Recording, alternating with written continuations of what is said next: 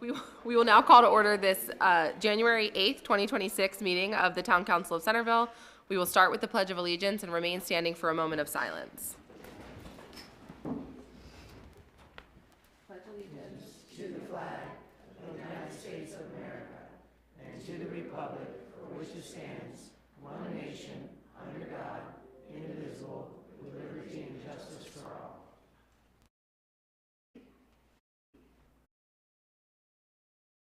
Thank you. All right, first up, we have agenda review. We're a little light up here tonight, council-wise, but council members, do you have any additions or corrections to the agenda? An obvious correction. It's not the Christmas Oh parade, gosh, we it's could the have let that holiday go. We parade. could have definitely let that go. Okay. Anything else? All right, next up is review of minutes from past meetings. You have the minutes from the December 4th, 2025 meeting in your packet. Are there any additions or corrections to the minutes? I have none. All right, I'll entertain a motion to approve the minutes. A motion? Okay. I second. All in favor? Aye. All right, next up is a citizens forum. Citizens are requested to keep their comments to 3 minutes. Are there any citizens that wish to address the council? All right, awesome. The reason we're all here. Holiday parade winners. You're presenting these, I guess I'm presenting. right? That's what we do. Gay will assist. Just want to thank you all for your participation, both in the holiday parade and in decorating the trees on Lawyers Row. It's such a fun time in Centreville and beautiful, and so we're really grateful for your participation.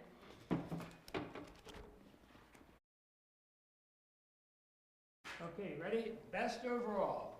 The winner is the Gunston School. Come on up, Gunston. Hey, Gunston. Hey, hey. Come on. There you go. Give me 5. Come All on. right, somebody shake the man's hand. Here you go. Here you go. Come on. Here you go, guys. Come on, ma'am. There you go. Congratulations. Come on, hon. I gotta move. There you go. Here you go. Wanna hold that? What? Get a picture with the boss.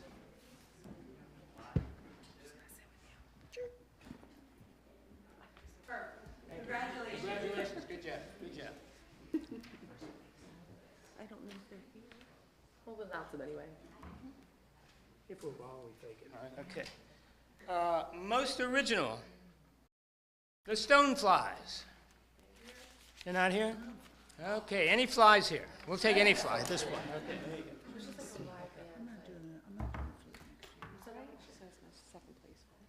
Good job. Okay. Most original. Chop Tank Electric Cooperative. What a nice song. Oh my God. Good job. Good job. Here you go.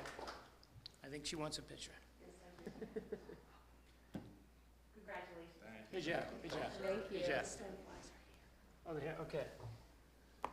And just in time, most original. Let's try twice. The Stoneflies. Yay!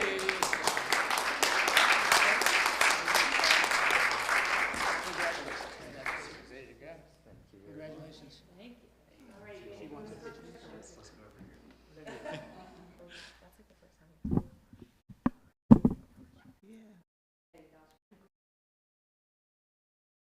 Thanks. Congratulations again. Good job. Good job. It was awesome. Better late than never. Good. We went to the wrong building. No worries. It happens.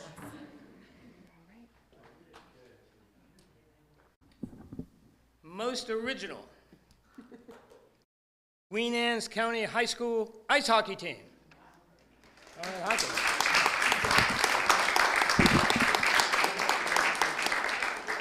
Any hat tricks this year? Hey, there you go. There you go. Why don't you touch her? What's your last name? Cagle. I taught your father. Maybe your grandfather, did you?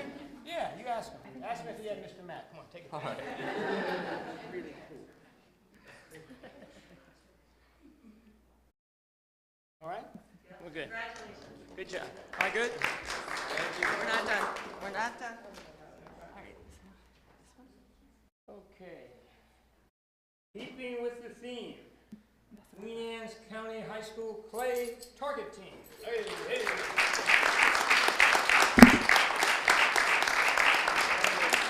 Good job. Who wants to hold that? Okay. Come on, Mr. Powell, get in there.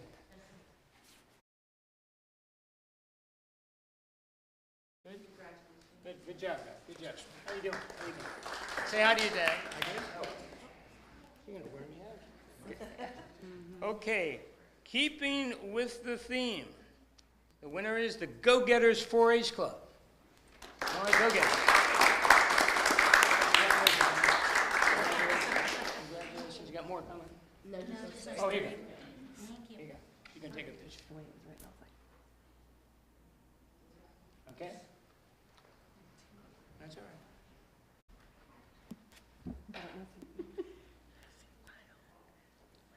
Keeping with the theme.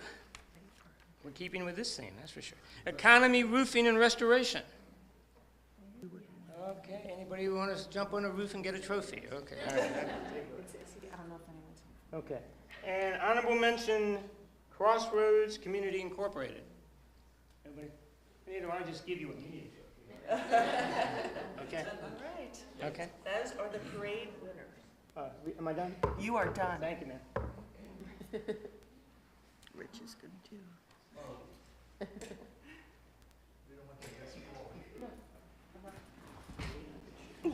Okay. I'm just waiting. I don't want to be in everyone's photos. You want me to read it? All right, I'll read it. So first place for the Christmas tree decorating contest, Clover Seeds 4-H Club.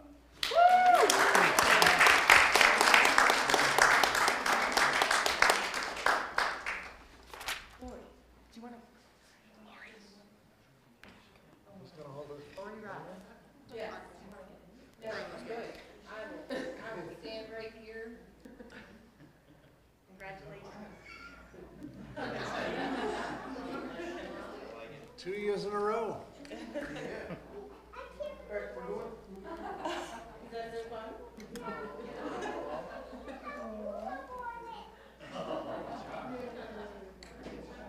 All right, second place, Christmas tree decorating contest, Girl Scout Troop 226.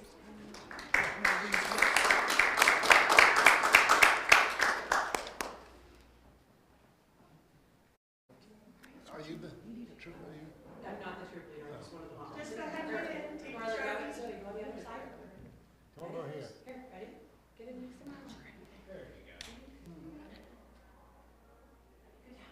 Congratulations.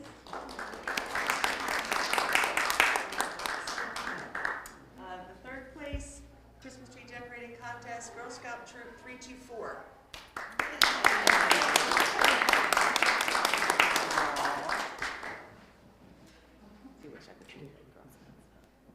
Congratulations.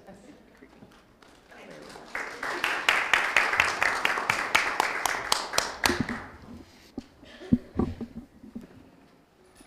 Awesome. Well, thank you so much to everyone who participated, and congratulations to all of the winners. Yeah, you're welcome to stay. It'll be a riveting, good time up here, but we understand if listening to audits are not what high schoolers and Girl Scouts are interested in. Thank you so much. Thanks, Rich. Thank you all for coming. Guys, thank you. We'll see you all again next year. Have a good one. We're just going to give everybody a minute to get out in the hallway. I know. It is. We either have to do something like really sketch or give awards. Like the most well-attended meeting, the first meeting in January every year. All right, next up, we have Chris Lehman to talk about our FY25 audit, and he is joining us virtually. Can you see everybody? Can you see us? Can you hear us, Chris? Okay, Oh, you're muted. you're muted. Okay.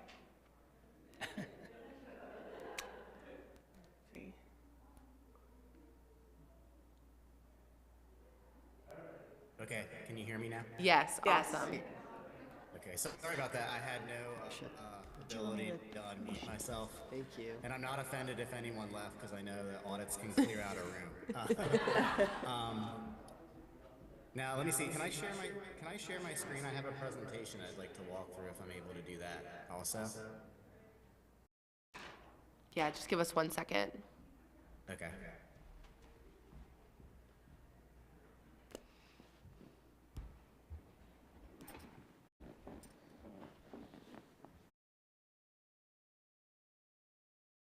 Okay, you should be good.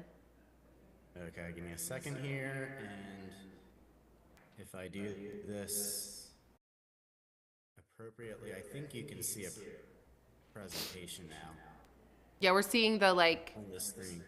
document view, but we don't care if you don't care. Yeah, I'll just do it this way. It might be easier to flip through Okay. if you don't mind. Yeah, it's fine. But thanks for having me, guys. I'm Chris Lehman. I was the engagement partner over the fiscal year 2025 financial statement audit for the town. So we're the town's independent auditors, and we do the annual financial statement audit. So I have just a brief presentation here that I'll go through, just high level results of the audit. And then please, if you just have any questions, just let me know. As I mentioned, we were engaged to audit the June 30, 2025 financial statements. We do provide assistance with drafting the financial statements, and that is a service we can provide under professional standards that does not impair our independence as auditors.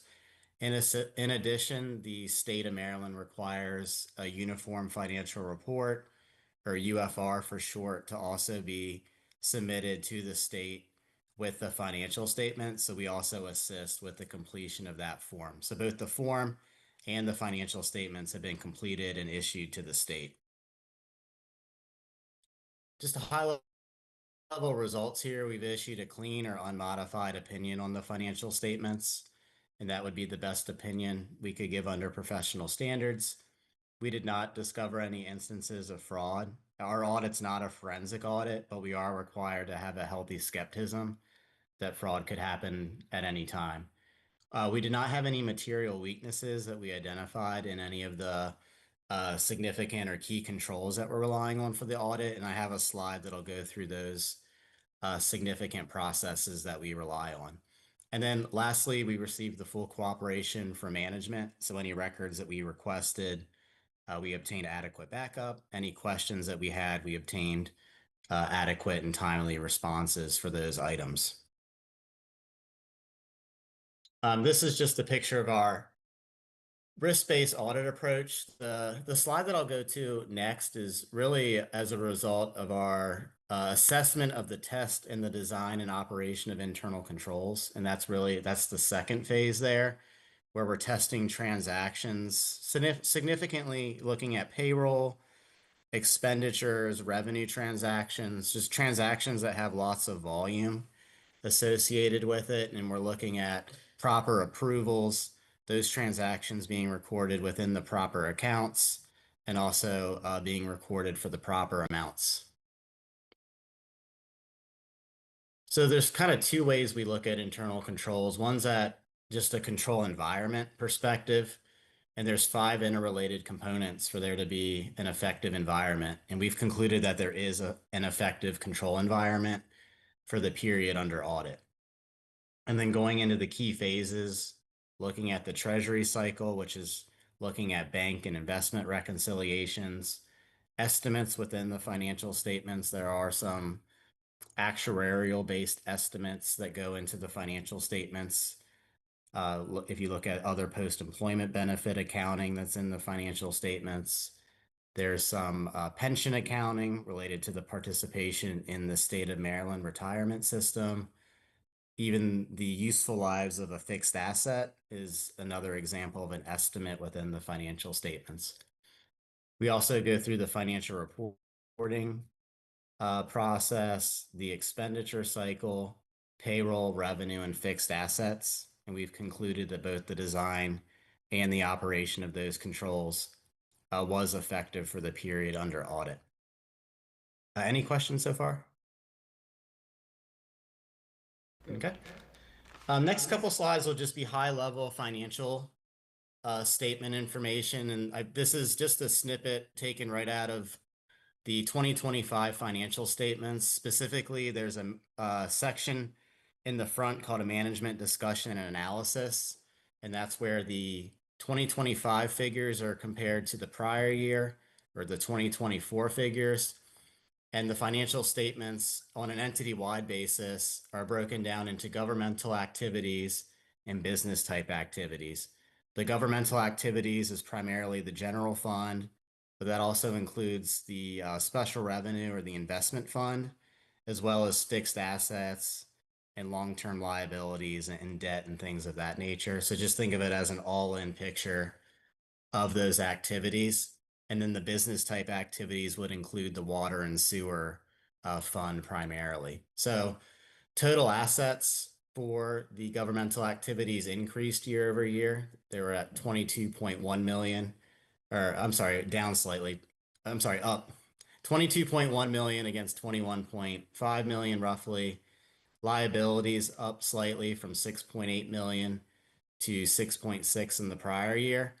And when you take total assets plus deferred outflows minus liabilities and deferred inflows, that'll be the net or the residual net position for the town. So the governmental activities had a $17.6 million net position at the end of fiscal year 2025, which you can see that's an increase over the prior year of 15.3 million. And then when you look at the business type activities, total assets were at just about 31.5 million. Liability is at 8.2, which leaves a residual net position of 23.3 million at the end of fiscal year 2025. So a little bit up year over year, but relatively flat net position for business type activities. I have And one then question. here, taking the, yes. Chris? Okay, go ahead. Hi, can you hear me? Yes. Okay, great, sorry. Hi, Sandy Huffer. Can you speak to the deferred outflow resources? Because that was a big increase, as you can see, on the governmental activities year over year. Can you speak to what the majority of that change was for? Because it's having a material Yeah, impact. so the deferred flows and the inflows are a function of actuarial calculations for the other post-employment benefit plan, as well as the participation in the pension system. And since the short answer is that the biggest part of that deferred outflow has to do with deferral of changes of the net pension liability related to the state of Maryland pension system. And the state actually provides the numbers on behalf of the town. So they basically do a calculation for every participating government unit within the state. So that those calculations are done there. But that's basically because the net pension liability increased for the town year over year, the increase in that liability gets amortized over a number of years. So that's largely what that increase has to do with.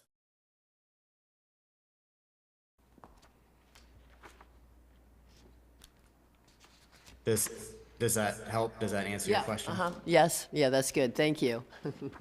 Okay. Yep. The next page would be the revenues and the expenses, again, on an entity-wide basis. So there are some, if you're used to looking at, general fund, there are some entity-wide conversions here. But the governmental activities total revenue was at 8.6 million, and that's up from the prior year of 7.4. Expenses at 6.3 compared to 7.8.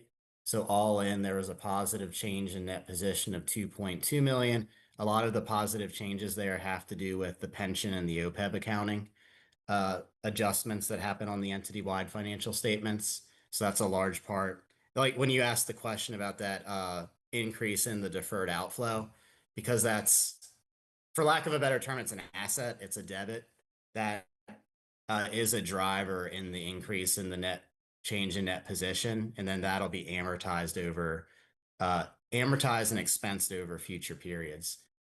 But that does lead to that increase of 2.2 million, or an ending net position of $17.6 million.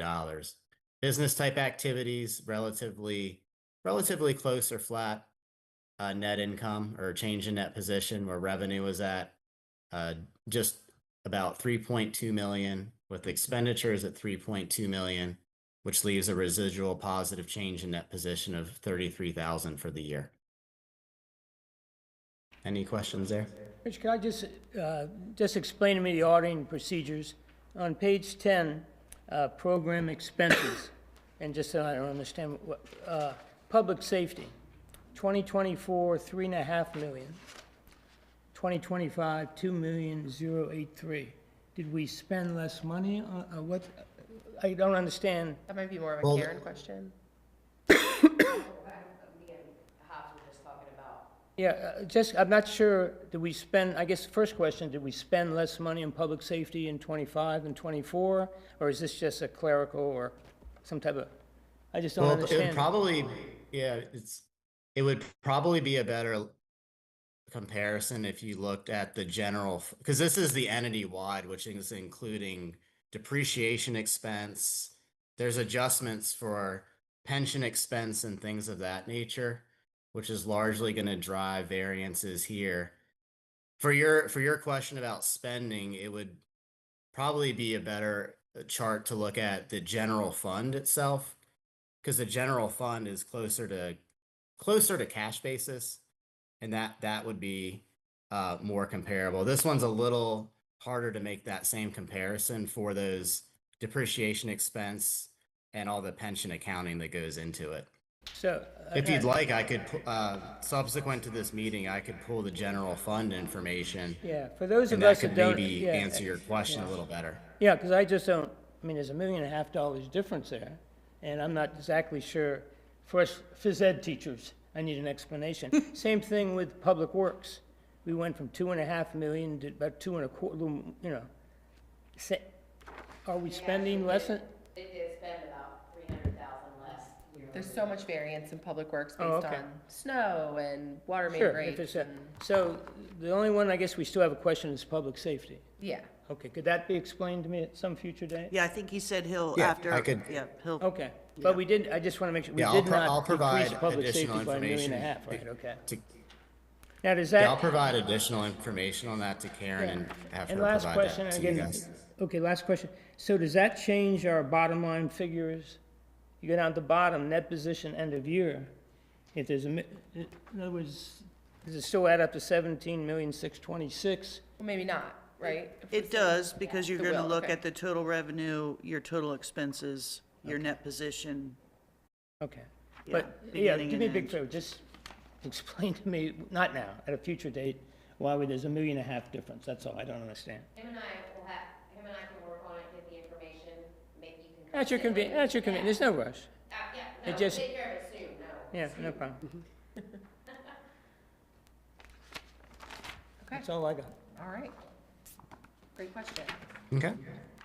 Well, other than that, and I'm almost done, and I'll just open up for any final questions. I'm not going to read through all these slides. I touched on some of these at the beginning. You know, had we found fraud, and like I said, we had none, I'd be required to bring that to your attention. If we had material weaknesses, if we had disagreements with management, we had no disagreements on any accounting matter. So there's really nothing of a negative nature I need to bring to your attention through the audit process. And then lastly, I have my contact information here.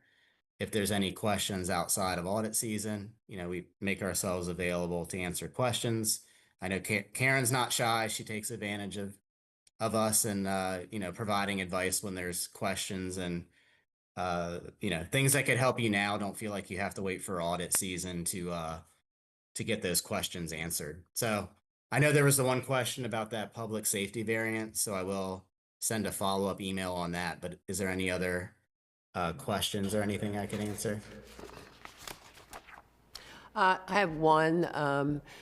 Is there any accounting standards, anything new coming up that will engage staff and any changes in accounting standards for the next fiscal year to be aware of? Yeah, there's some new standards coming up. I don't think they're not going to be of substantial impact to the town's financial statements. There is one that has to do with accounting, financial accounting model or financial reporting model changes, where initially when GASB is the organization that sets GAAP. So for the audience or those that don't know, so GASB sets GAAP for governments.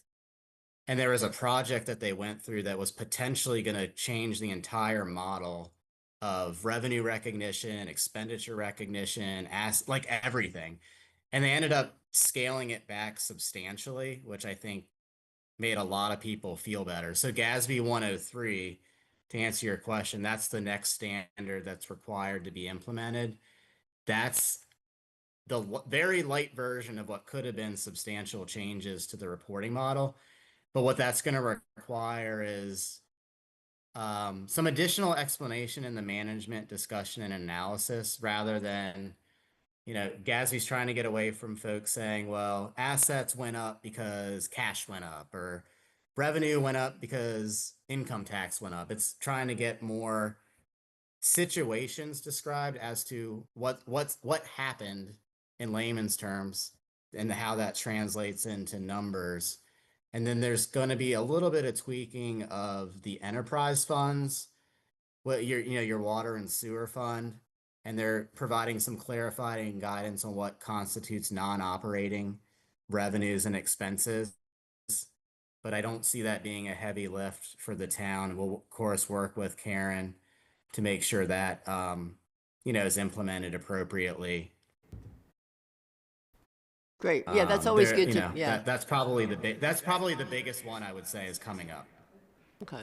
It's always good to know as far as just, again, the lift for the staff, if there's any changes that are happening that, again, for comparability next year, any reclassifications, restatements, whatever. So that's good. I'm glad for Karen. Yeah, and last year there was some changes with compensated absences, so it really ended up not impacting the town really at all, but there was potential on that, and Karen and I talked about that. So whenever we kick off an audit, I work with her, I work with my clients so that they're aware of what's coming up. So I won't let her or you guys be surprised of an accounting change that you weren't prepared for. Thank you. And then, just because we have a couple of council members unable to be here tonight, Karen, I'm just going to extend to them. If they have questions, get them to you and you'll get them to the auditors. All right, well, if we're all set, we can. All right, thank you so much. Thank you. Okay, thanks for having me. Thank you. Okay. Next, you want to come up, Gary? Gary's like, it's the moment I'm waiting for. All right, next up is what I consider a kind of stressful and disappointing item on the agenda. Not at all on the part of town staff, but it is an updated quote for the demolition of 2647 Centreville Road, more commonly known as the Mill Building. We, as you'll recall, had approved a demolition quote significantly higher for the demolition of the entire building previously, and then the property owner took certain steps to do the demolition themselves.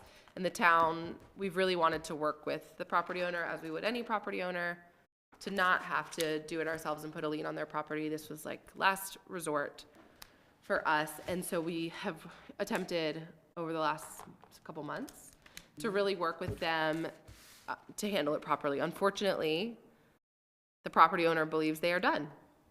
And as you all have seen, there is now half of a dangerous building sitting there with some inadequate, unpermitted repairs that don't meet building code. So we have given them ample opportunity to meet with architects, to provide us sealed drawings, to obtain building permits, to do the rest of what they wished to do, and we've reached the end of the road, which, man, I've said that so many times. We've reached the end of the road, and then we try to work with them more. And so I want to thank Gary and Kip and team for getting us an updated quote for what it would look like for the town to remove the remaining debris on the property. I think what's sitting there right now invites all sorts of not great activity back there. Someone colloquially told me recently, just totally anecdotal, but told me recently that previously people have been living in the cars back there. And so I think if we were to leave this like building sort of half exposed to the elements with doors swinging open, we're inviting a lot of problems back there. So we have a quote, it's in front of you, members of the council. Brass tacks is $125,000 to complete the demolition. Correct me if I'm wrong, Sharon, but the process would be we complete the demolition, we pay, then we would go to court to put a lien on the property. We would just put a lien on Put a the lien on the property. property. And then we would get paid, we would send it, it would go to tax sale ultimately. Yes. So Unless it either they- has to wait till it gets sold to be satisfy the lien, or it could go to tax sale to satisfy the lien. Okay, so that's where we are.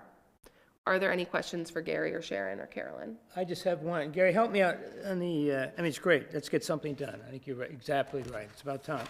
And Martin's original proposal, the very last paragraph, he talked about removing cars and removing debris. He'd do that for free if we gave him the, I would like to throw in the idea out there as well.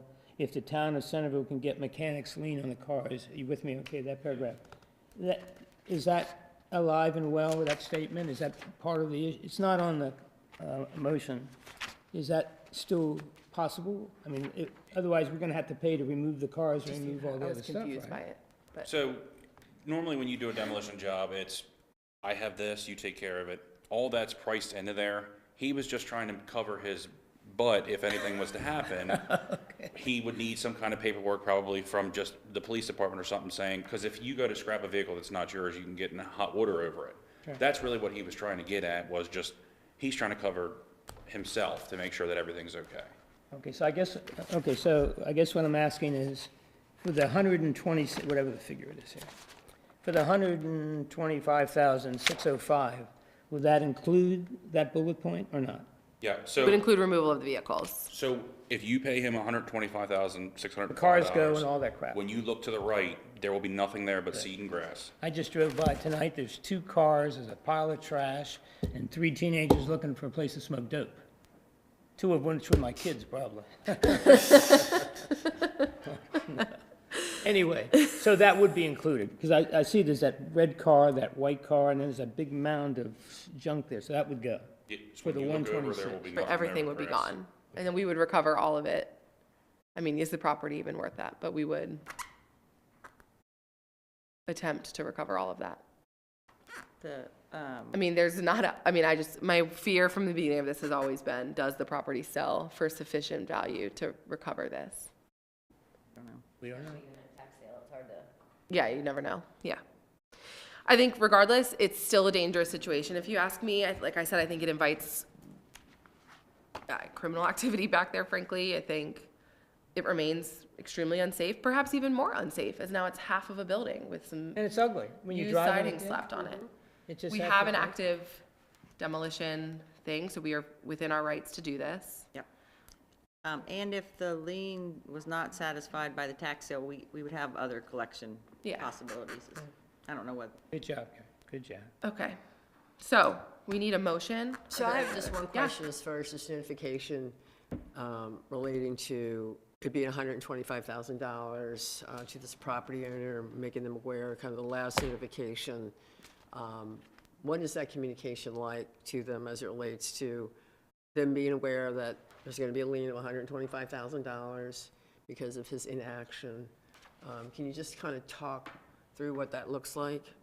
So we'll send a letter to him. We'll do it the same as we did before via certified mail, email, regular mail. And we more than likely will give him by this date, you have until this date to remove whatever you want to remove. And then after that date, the town will go in and demolish the remaining buildings, remove everything. Will be the cost that we'll let him know, yeah. So you'll give him an opportunity to take his personal items out of the building? I mean, boy, has he had the opportunity, but yes. No, I know that. One No, no, last I'm not saying there's one more. opportunity. One It's just last. more of just the another communication to yard them. sale out there. So, as far as moving the vehicles and getting them off the property. Do we have a timeline from Martin's? If I was to call him tomorrow, you would see a machine in there by the end of the day tomorrow. He's ready. He just finished up jobs. Good, good. He did say. I think we start, I mean, Tomorrow. we have to give him time to remove his belongings, but I think Monday, Gary, what belongings does he have in there? furniture, it's all sorts of There's- things. You I can mean, see all it. that stuff You he can see it. wants? There's Oh, a bunch of stuff in there. He It's, wants that stuff? I don't know. We don't know. Okay. there is a bunch of stuff on that property. I don't know what all he would like. How much time do we need to, I mean, I feel like we've given him, I feel like if we knocked it down tonight, he's on notice, but there's nothing there's prescribed. nothing we have to do. What, who has worked with him the most? I would at least like to give, I don't really have a time frame in my head of what to give him, but I would at least like to give him this date, whether it's I can look at the calendar, but this date, you need if you're taking whatever out after that, Let's say the 14th. That's midweek of next week. It's next Wednesday, right? Yeah, next Wednesday. And then he's gonna come with some song and dance about how he needs more time. He doesn't need more time. And we, No. but yeah, so next Wednesday, Okay, let's say with the intent for them to start Thursday. okay. He did attempt to meet with an architect. We learned of that from the architect, but they felt unable to even assist him given the condition of the property, and their ability to measure was impossible. So you need a motion? We need a motion. Sandy, you want to go or you want me to go? I do have one Okay. more thing, I'm Oh, sorry. yeah. Good. So I was sitting thinking about this the other day. It would be nice to put some sort of privacy fence across the front, just to kind of make it a little easier with everything. I got a quote from Sunbelt Rentals. It's just shy of $1,500, and I would like Just to. for during the demolition? So long story short, from start to finish, he thinks he's gonna be 3 to 4 weeks to do the whole demolition, because there's so much mass there. This Yeah. would be for a month of 8-foot privacy fence that would just go across the whole frontage of the property, and it's just shy of $1,500. To keep people out, you know, nobody's going in even after they're gone. Yeah, I've been worried since the beginning of this that there should have been security or something out there. A fence is certainly cheaper than security. So you Is that want, just the, excuse me, is that just the front or around the whole perimeter? Just across the front. Yeah, I'm it's just across worried- the 213 so you can frontage. still get Yes, in. I'm just You worried can about walk in there. somebody, you see a guy with an excavator ripping a building down, somebody pull over on the side of the road or something. I don't want to deal with any of that. Right. Well, I think one of the things too is first the property owner, as far as just once the demo starts, if the property owner should come and just preparing for. Yeah, what access does he? What occurred, kind of like still navigating access through it, right? that. It's his it's property. his property. As Don't far have as, anything that precludes him from accessing. Right. If we had to, we could seek an injunction. Are we within our rights to put a fence up, a temporary fence, as part of the demolition? Yeah, I think it's part of the demolition, you could do that. It's a safety so measure. Gary, you need Yeah, it's a safety measure. 1,500 on top of the 125. Yes, it would be, it would be $1,500. They come, they put it up, they come and take it away. I appreciate your attention to detail on all things always, but Thank you. for thinking of that, I wouldn't have thought of that. Okay. Do we have a motion? Yes, you have a motion. I make a motion to approve the updated quote from Martin's Excavation and Hauling in the amount of, now Gary, it's 120, help me with the math. We'll just do this number for this, and then it's a separate. Okay, 125,605 to complete the remaining demolition of 2645 Centreville Road. It's 2647, right? We have two different Let's addresses not blow here. up the wrong building. That was me. I think it's Yeah. 2647. I think it's 2647, yes. Of the mill building. Yeah, the mill. Do we have a second? yes, I second. All right, all in favor? Aye. Aye, no opposed.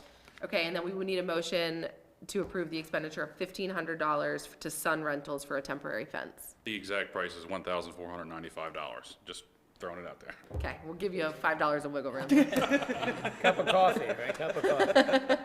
Does someone, So I make a motion to approve the installation of a fence, a privacy fence, prior to demolition for $1,495. Got a second.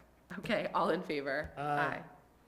Just so you know, I was only here in case you wanted to ask how we were gonna pay for it in the meantime, but. Oh, I do want to know. Yeah, absolutely. Now that you're here.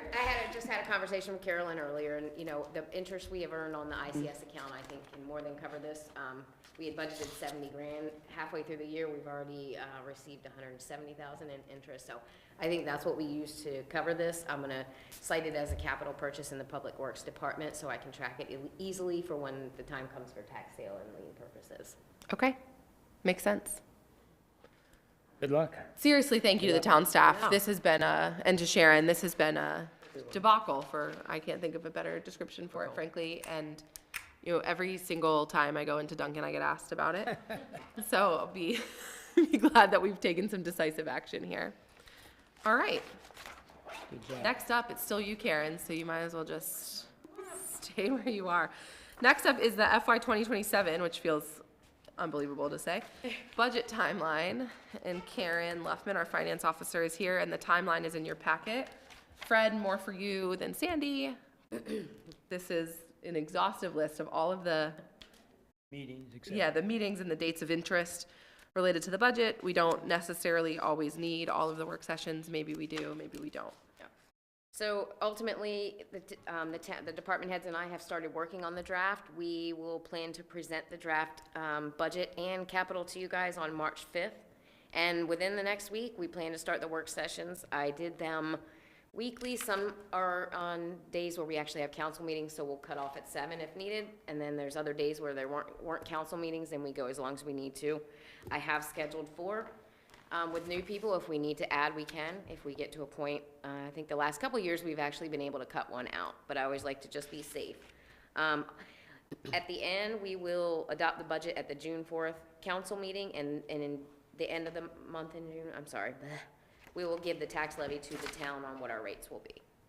So if you have any issues, or as we approach these dates, any vacation, just keep me posted so I know who will and won't be there, so if we need to change anything up, we can.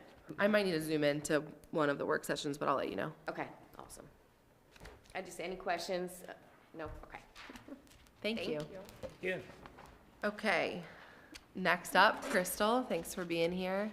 Thank you for having me. We don't always get to see Crystal, our human resources officer, so we're glad to have you. My little cave, just We have a couple of resolutions related to HR things Yes. in front of us. One is Resolution 01, 2026. Crystal does a good job getting right in there at the beginning of the year with all of her stuff, and that's the employee performance evaluation policy. Yes.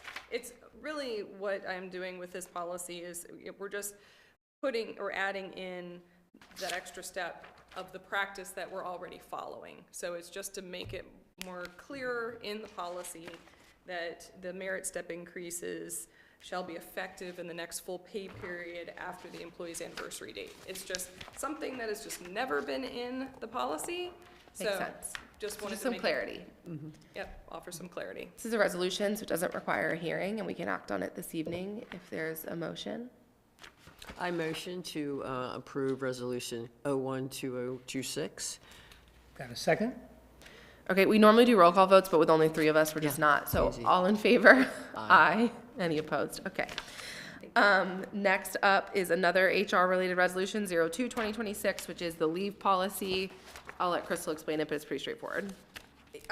So in the original, our current policy states that, in any, at the end of the year, leave balances that are over 400 hours is forfeited at the end of the year. Employees do have the opportunity to submit a donation form to the Human Resources Department requesting that their excess leave be donated to the town's leave donation bank. It is a manual tracking, and I can honestly tell you that nobody has donated. So it's been pretty easy to track so far. So what we're proposing or asking council today is if you would be agreeable to, instead of employees having those excess 400 hours forfeited, that they be transferred to the employee's sick leave balance. The sick leave balance, we do not have a cap in earning, and that's due to the Maryland State Retirement System, where any unused sick leave can be then transferred, added onto their retirement years of service. And I have researched in order to even reach the amount that the state maxes, it's well past. I mean, it's like 765 days, months. When I tried doing the calculation, I don't think there's anybody here that would ever reach that point where. So this is basically just a way to give credit for time. Correct. Without having to pay it out when someone leaves, Correct. but still them getting And credit for that it's time. not, yeah, non-compensable if they Yeah. separate. It's fine with me. I was just gonna comment, I was talking to a federal government worker. If they don't use it, they lose it, right? I'm sorry? Federal government workers, if you don't use your leave, you lose it at the end of the year. And it's great for our staff, right? That other words, if you have 30 days and if you don't, you use Yeah, 27. it's like a long, yeah, long time you get, but But yeah. we have a great deal, right, that, hey, it will carry over to the next year, right? Yes. Okay. it just And the happens. idea when you get to the, so many hours, you get the sick leave. That's really, I mean, that's a nice, an old union guy, I like that. Good job, good Trying to job. help out our employees as much as Yeah, possible. good for you, good for you. Do we have a motion? You've got the motion that we pass Council Resolution 02-2026. Okay. Second. All in favor? Aye. Thank you very All much. opposed? Thank you. Good job, good job. Okay. Next up is an ordinance. This is a zoning text amendment, Chapter 170, about signs. We have a letter from the Planning Commission expressing their unanimous favorable recommendation on this. This is just a first reading, and it needs to go to public hearing. Yes, so this ordinance actually was first introduced back in April. It was a text amendment from a property owner The had 301, requested yeah. it. And so, but as it went through the process with the planning commission, it changed significantly. So we gave it a new ordinance number and we're doing a new first reading. But yes, then it'll go to public hearing. Okay, It does great. not need to go back to the planning commission because they've already made their recommendation. Awesome. So we'll get that set for public hearing. Nothing else to do there. Okay, next up is a request we received from a resident of Symphony Village for a letter of support to attach to their request to State Highway for an engineering study and traffic solution at the intersection of 213 and Taylor Mill Road. I'm just gonna put out there, they attached this petition. My parents said they signed it. I don't see them on here, but I just, petitions don't sway me, even if my parents did sign it. So I will say on this issue, I think there's a more comprehensive conversation that needs to happen with the county before we should use sort of any of our effort to ask the state to do something that we know they will be disinclined to do. Taylor Mill Road being opened back up, which is a commitment of the county when Symphony Village was built. Taylor Mill Road is a county road, 213 is a state road. The town line doesn't start until the Symphony Village side of Taylor Mill, so we have like no dog in the fight when it comes to either of those roads. County road. It's a county road attached to a state road that is not in the town limits of Centreville. But with the recent annexation of the rest of Providence Farm, opening Taylor Mill Road to me should be the transportation priority for that corridor. If the issue is safety exiting Symphony Village, and Chief and I have talked a number of times about some self-created safety challenges leaving and entering Symphony Village, to me, them being able to make a left out of the community and go bypass town on Taylor Mill Road and get to 304 would be a more immediate, less expensive, safer solution that would not require the state's buy-in because it's a county road connecting to another county road. So I am disinclined for us to weigh in as a town on this. I don't think it's our place. I don't have enough information. I think it's part of a larger conversation with the county about Taylor Mill Road in general. I wouldn't love if the county sent a letter to the state about a wholly town issue and didn't talk to us first. So I would like to see this be on an agenda once we get our arms around our relationship with the county commissioners, and for Carolyn to bring it up with Todd and have a discussion, but I just don't think we're at this point yet, at least not for me. Okay, let me give you a little background. Our veterans group that meets every Monday, we asked different people. Actually, you've been kind enough to speak to us twice. Carolyn, you're on the spot on Monday, all right? I appreciate it. Chief has spoken, etc. We asked different people to come. Delegate Steve Aarons came, and he gave us an Annapolis update. We have him come once or twice a year. Hey, what's going on in Annapolis? The question came up in the Q&A period. Hey, we're concerned about the traffic, 213 Taylor Mill Road. Okay. And they asked him, what should we do?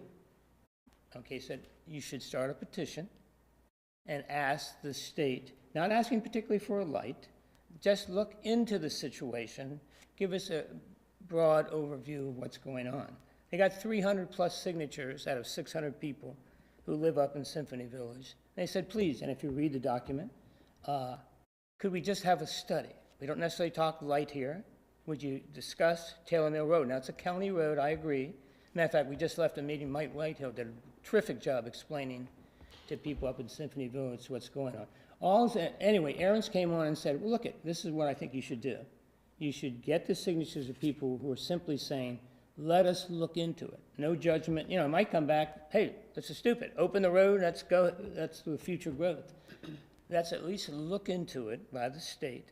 And Steve also, our delegate also suggested that we get the town and the county to say, hey, yeah, that's, you know, if 300 people ask for, look into an issue, I don't care if the issue is the mill, traffic, whatever it might be, I think we should at least give them the courtesy of saying, okay, let's see what the state has to say. I think if they have Delegate Arendts helping them push state highway, that's a decision the state can absolutely make independent of the town. I think the town has political capital that can be used to help move state agencies to do things. This is not a place that has my support to use it at this time until there is a conversation with the county about Taylor Mill Road and the broader traffic issue. They're having that county. I'm saying between the town and the county. Oh, that's it. But anyway, I'd like to make a motion then that we support their effort to get information. All they're doing is collecting information. They're not asking for lights. They're not asking for Taylor Mill Road to remain private or whatever it is with a county road. They're just saying, okay, state and county, they also petition the county, let's look into this. And citizens asking the town managers and the elected officials to look into it. I mean, they don't know. We just left a meeting with Mike Whitehill, did a fantastic job explaining it is a county road. And the growth is going to be that area. Right. And all the people in some of the villages are saying, well, look, give us more information. That's all.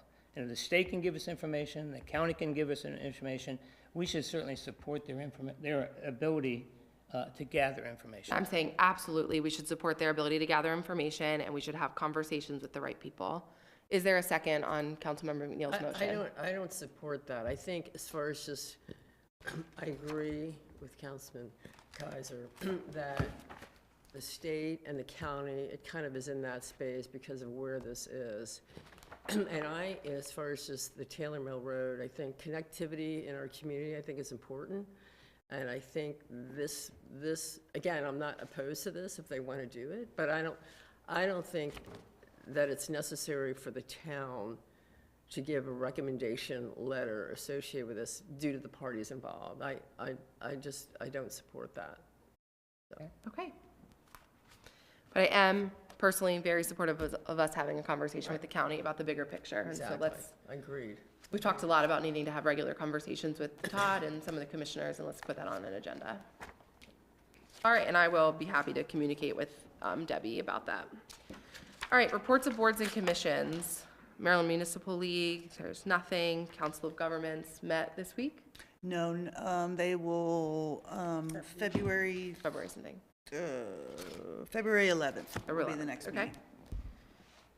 Economic Development, I'll just give a quick update since Councilmember Bu's not here. We are, And can we ask him a speedy recovery? Has COVID I real don't bad? personally like to share people's medical Well, news in a public that, meeting. I just hope he gets better, okay? I'm not sure. Absolutely. Hope that anyone sick gets better. Economic Development, we had the county's Economic Outlook Symposium this morning. Carolyn Gay, Carol, our Main Street Manager, Councilmember Huffer, and I all attended. A lot of interesting information. I did participate in a panel about what's going on in municipalities, mostly, well, just different parts of the county, on behalf of Centreville, and that was a great opportunity to share some of the great things we have going on. So continuing to work on CETA, still lots of interest in getting that stood up. Park Advisory Board. I'm on, okay. We had a great meeting Tuesday. About 6 of us were there. And Sandy, we're looking forward to your tree trimming next Tuesday, I believe, right? Which we'll document. Also, we discussed several issues. Well, I know the chief loves my video presentation, so chief, this is for you.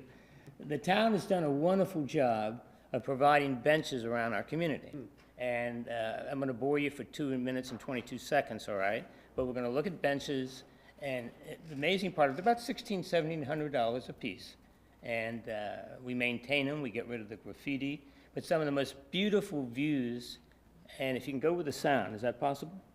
I heard there was music, so there's Yes. a little bit of copyright worry. No, that's from Ted. Are you okay? He's checked that out. It's okay. All right, well, you're being. I've got a lawyer here. She'll It's protect from your me. former employee. That's right. Trust it or don't.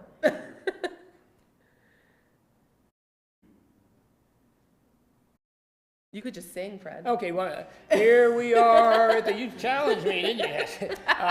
Let's talk about some things. I mean, obviously, Mill Stream Park. And again, it's just a delightful way to, there we go, shut up. Save, save. I wanted you to sing.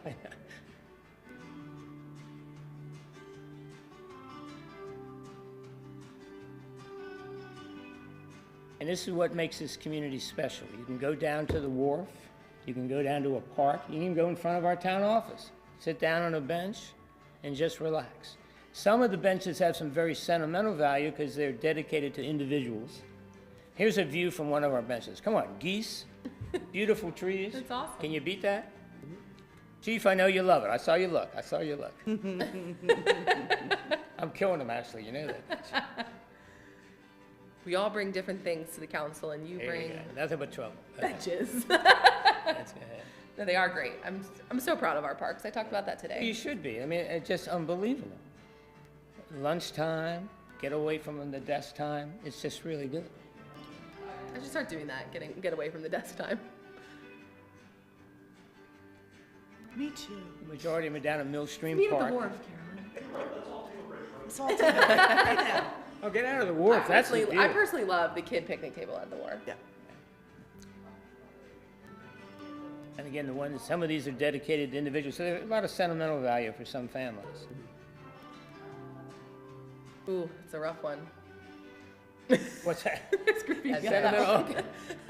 one. Well, For the viewers at home, we'll get that clean. So see, look, that was actually wrong. Yeah. You haven't seen the real graffiti. You Before don't and wanna see that. All right, it's over. Always I'm important to done. give credit to the photographer. Thank you. Thank you.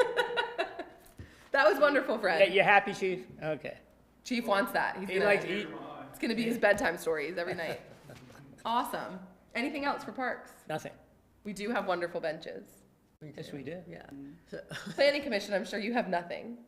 Yeah, so Planning Commission, I guess there's been 2 meetings since their last. The last meeting was just to kind of, mainly it was just to wrap up the signage ordinance that we just talked about. Last night, they had a work session, which is a great meeting, and Peter Flint, who he facilitated the meeting as far as just different, what needs to be worked on, topics for next year, or the year that we're in. And it was a great meeting as far as accessory dwelling units, critical area comprehensive review, zoning regulations, again, just kind of looking at what are some of the things that we need to do to revise, documentation, and make things more tighter. Fence ordinance is another one that's important for the town. So it was a great meeting, and after we went through that, we kind of prioritized what's the schedule look like for the year. So there's just clarity about what to be looking at and how we're going to tackle that during the year. So I thought it was a very good planning meeting, which occurred last night.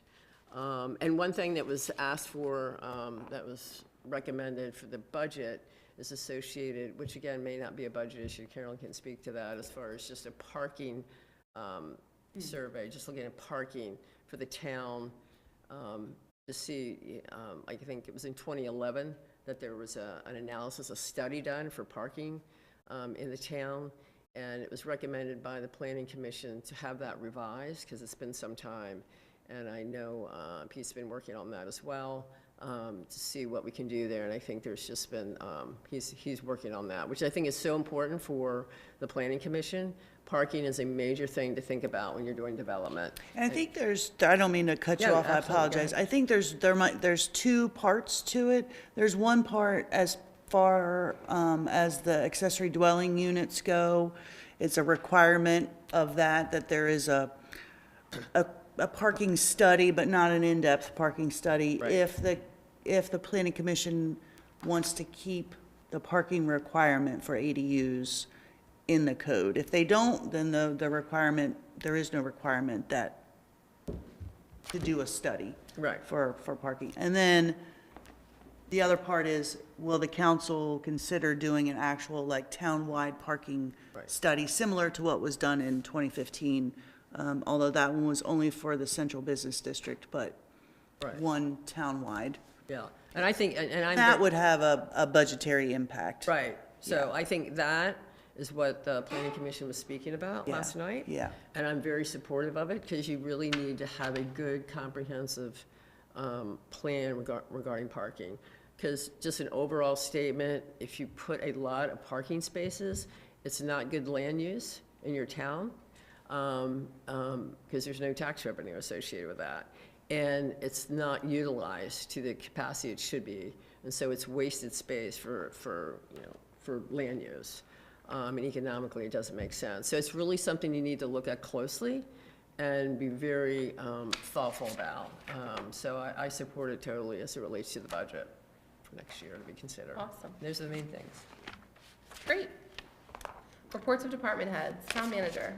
I have had 3 meetings with, one meeting I had with Senator Guy, and I don't know if I'm going to. Zone. Thank you. I didn't know if they pronounced the E at the end or not. Chair of the Budget and Taxation Committee, talked to him about wastewater treatment plant, begging for money. Senator Craig Zucker, also a member of the Budget and Taxation, had a meeting with him. This is through our lobbyists, again, to talk about wastewater treatment plant and funding, which is not a good outlook this year. I also attended another meeting with President Kaiser with Jake Weissman, Secretary of Budget and Management, and Dylan Goldberg, Director of Office and Intergovernmental Affairs, just to talk to them about the needs of the town and our wastewater treatment plant. As Karen mentioned earlier, staff, we got our budget binders on Tuesday, and we're starting the budget process to go through and get our departments figured out, what we need. Today attended the Queen Anne's County Economic Outlook for 2026, which was a great event. I thought it was really, really good event. Monday, we'll be speaking with the Veterans Group, as Councilmember McNeil mentioned, and attended the work session, which I thought was a really good session last night with the Planning Commission. That's it. Awesome. Chief of Police. If there's not a slideshow of benches, get out of here. Yeah. Where's your slideshow? Come on. I'll have to come to you and get your expertise and make my own video next time. We were missing our slideshow council member, and so it's good to have one back. Right. First off, good evening, everybody. Everybody had a happy holiday season and a good start to your new year. Not sure if the November monthly review was in your last packet or not from the police department, but if not, I provided council with another one, just in case. I'd like to start with that one, if you don't mind. And as not to bore everybody by reading word for word on the whole entire sheet. Thank you. The important parts are up at the upper right where you see the green headers where it does a comparison between October and November. You'll see a little bit of an increase in numbers and then a decrease in some numbers. As far as criminal arrests, we had 7 in October and only 5 in November. The juvenile arrests remain at 0 this last couple of months. Traffic citations are usually typically around anywhere between 20 and 30 that were issued.